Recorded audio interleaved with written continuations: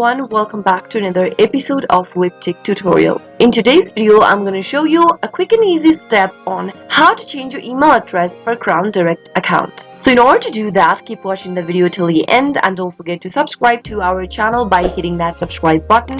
Press the notification bell so that you'll never miss another upcoming upload from us. Now open up a web browser to get started. In the web address bar, type in crownhotels.com.au and press enter. Once you do that, you'll end up in the official web page of Crown Hotels. Click on the login button at the top right hand corner and enter your credentials for your account and make sure that you are logged in. Now from the main home page, click on this My Profile button and then scroll a bit down and click this pencil icon right next to the email address that you are currently using for your account. You'll get an option to type in the new email address. Now go ahead and fill in the new email address you are trying to change to for your account and make sure that you have an access to it. Now click the save button and now you'll need to verify your email address that you are trying to change to. So open up your email inbox by opening up a new tab.